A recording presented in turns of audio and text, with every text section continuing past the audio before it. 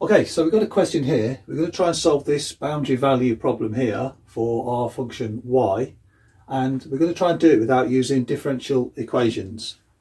Now that's going to take a slightly different method to what we're used to doing. We normally solve this with a differential equation, use the boundary values, and then that will give us a final equation which we can hopefully use.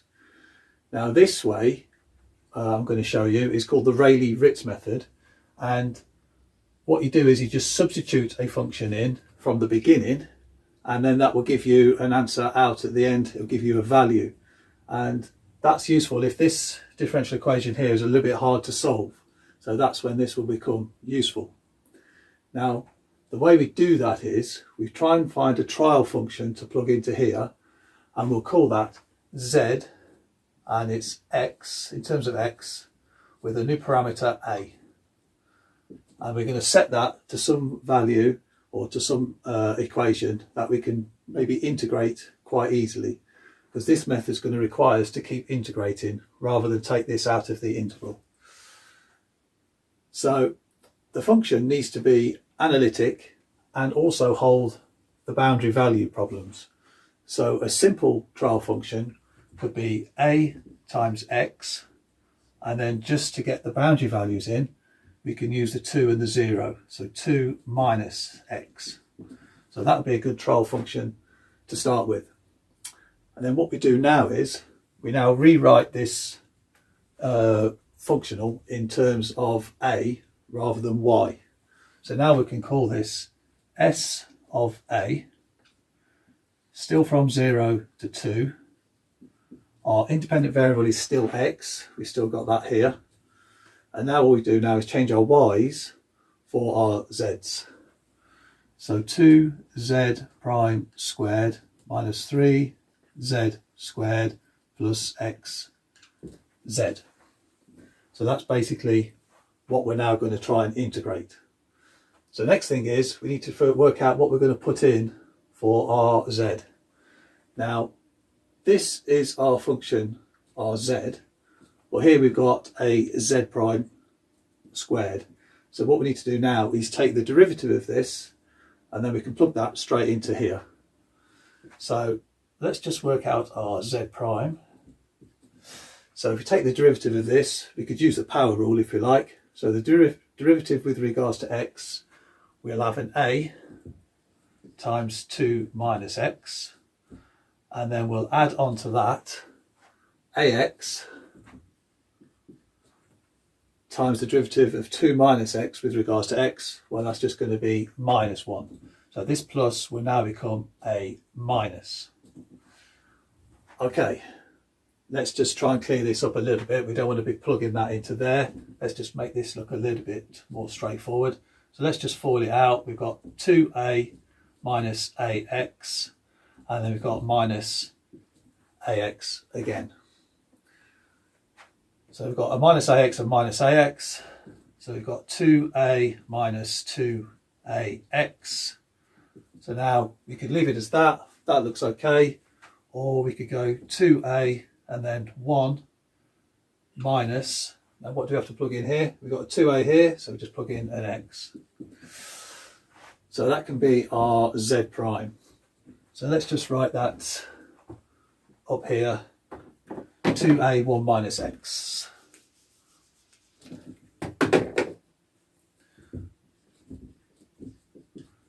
Okay, so now we've got all our bits we need now to just plug into this integral to update it. So now we've got s with regards to a, that's our functional. Parameters stay the same. Independent variable stays the same. Now we plug in this, multiplied by 2 and squared, because that's what we need for our integrand. So we've got 2 times 2a 1 minus x, and then that is squared. So that's our first one. Now we've got minus 3z squared. So now we just need to plug in our z for this one.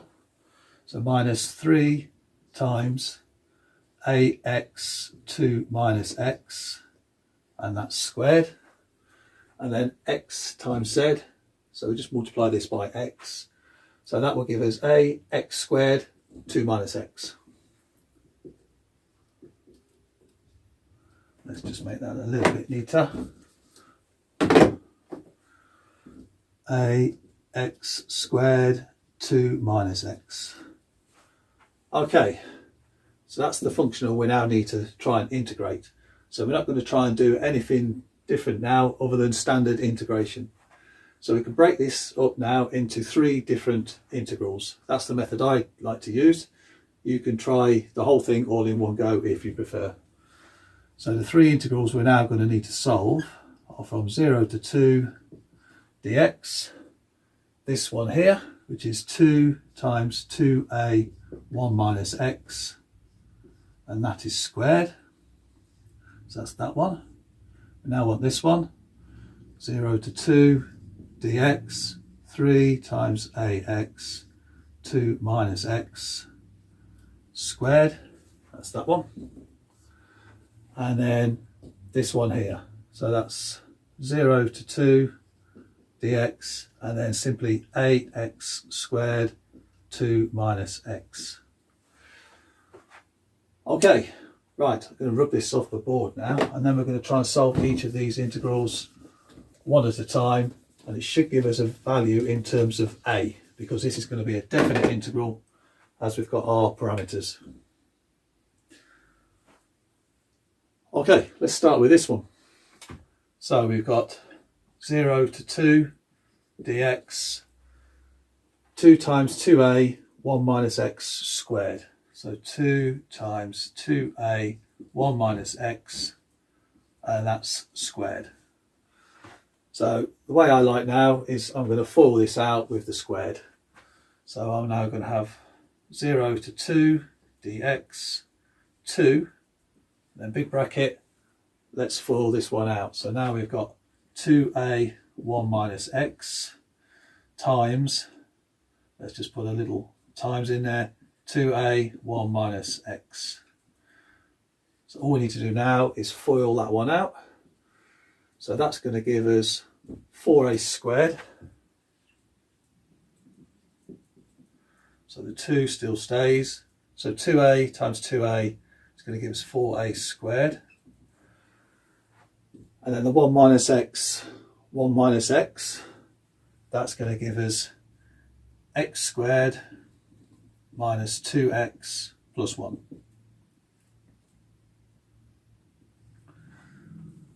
Okay, let's distribute the 2. So now we've got 0 to 2 dx. So now we just multiply that by 2. We've got 8a squared, x squared minus 2x plus 1. And now let's distribute all the x's. So actually what we could do is even better, is take this 8a squared out front.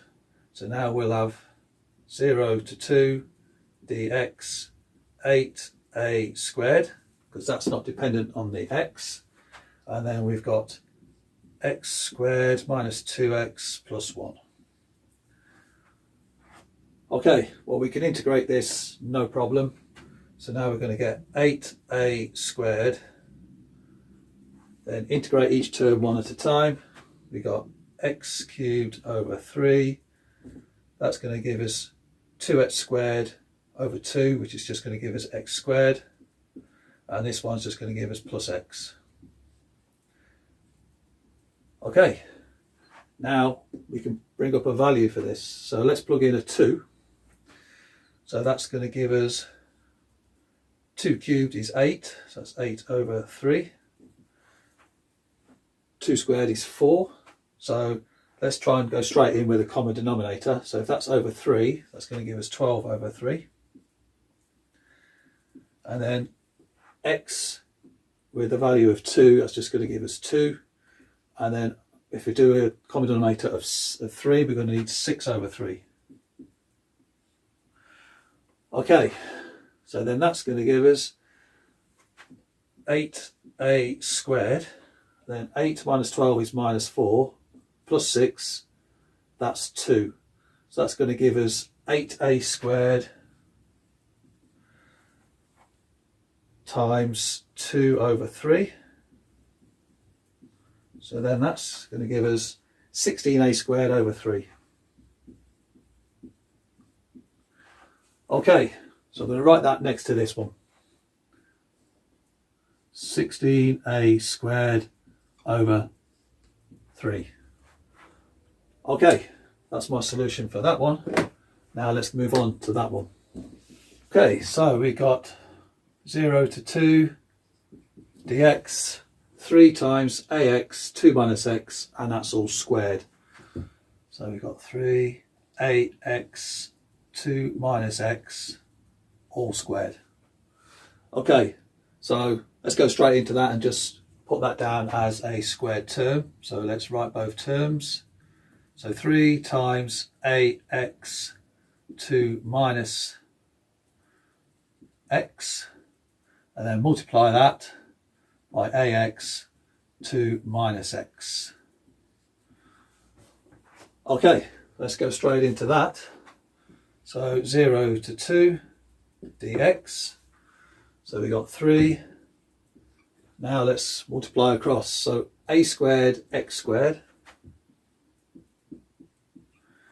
and then 2 minus x, falling that out, that will give us x squared minus 4x plus 2 2's 4. So that's going to give us that for our kind of quadratic in there. Now let's just put the 3 in there. So just to save time, we can just take this bracket off, and let's just bring this 3 forward. That multiplies everything by 3. That's also fine. So now what I can do is I can bring this 3a squared out front and then distribute this x squared. Let's see where that takes us. So now we've got 3a squared 0 to 2 regards to x, and then we've got x squared multiplied by x squared minus 4x plus 4, and we can see where that's going. We just distribute the x squared. So 3a squared 0 to 2 dx. So falling that out, x to the 4 minus 4x cubed and plus 4x squared. Okay, well, we can integrate that. We can go straight in to that one. So we got 3a squared. Okay, x to the 4, raise the power, divide by the new power. That's that one. Same again here. So 4x to the 4 divided by 4, that's just going to give us x to the 4. And then 4x squared is going to give us 4x cubed over 3. Okay, and that's from 0 to 2. Right, let's plug in all the 2's. And as before, the 0 we don't need to plug in. It's just going to be 0, so don't need to subtract 0 from it. We can just go straight in for a value. So 3a squared, plug in a 2. 2 to the power of 5 is 2, 4, 8, 16, 32. 32 over 5. X to the 4, that's going to give us 16. So let's try and keep a common denominator as before. That makes our calculations easier. So 16, if we're going to divide that by 5, we're going to get 80 over 5. And here, 4x cubed, well, s cubed is 8, so that's going to give us 32 over 3. So our little plan here of the common denominator just needs a little bit more work. So 32 over 3, and as I say, the 0 we don't need. So now let's work out what this is. 32 over 5 minus 80 over 5 plus 32 over 3. Common denominator here, we're going to have 15. So let's bring it up here. So we've got 3a squared, and then bring this all over 15. So now multiply that by 3, we got 96. Multiply that by 3, we've got 240. And multiply that by 5, we've got 160.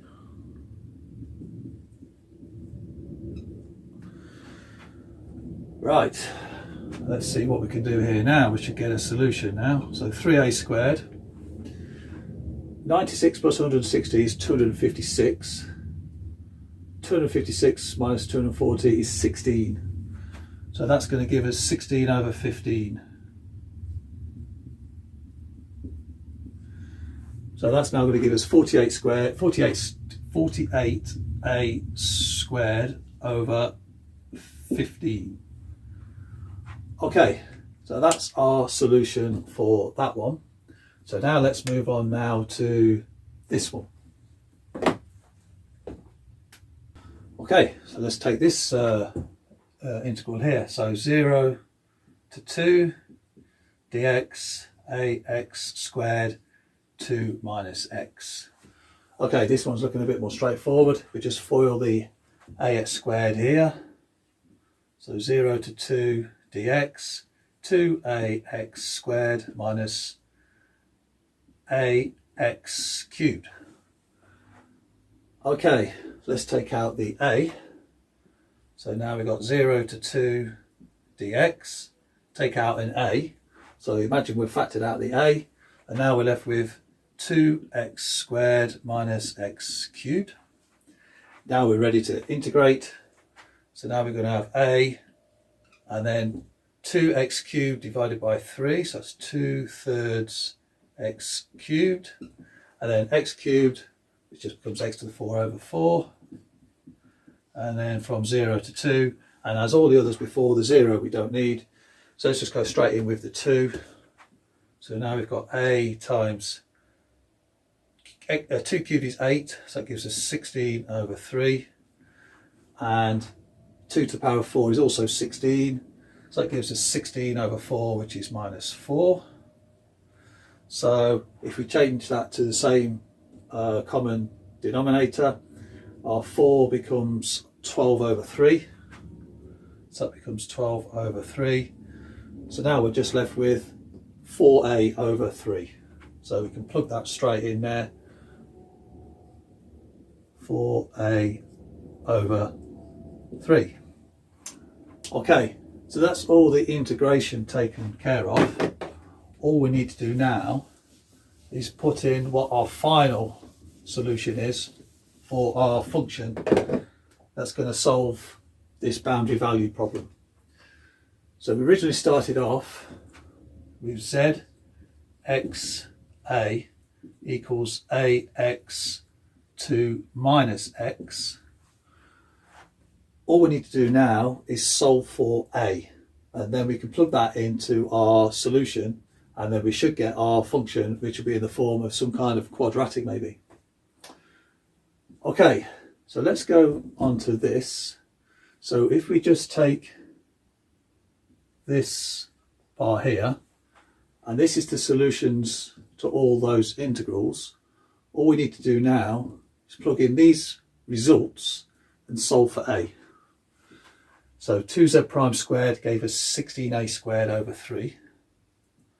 So we've got 16a squared over 3, and then subtract this one, 16a squared over 5, and then add this one. Okay, can we get a result for that?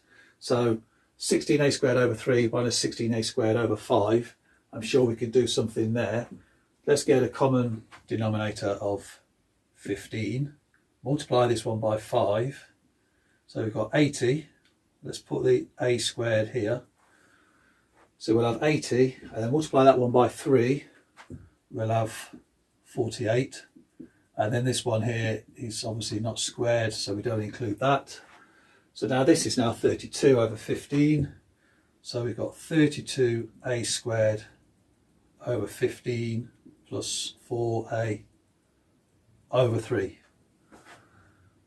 Okay, that's our function now, z of x and parameter a. That's what we've got. So the next stage is try and solve for a, but we don't solve this for a, we want the stationary path. So the stationary path is when the derivative is 0. So now what we have to do is take the derivative of this here.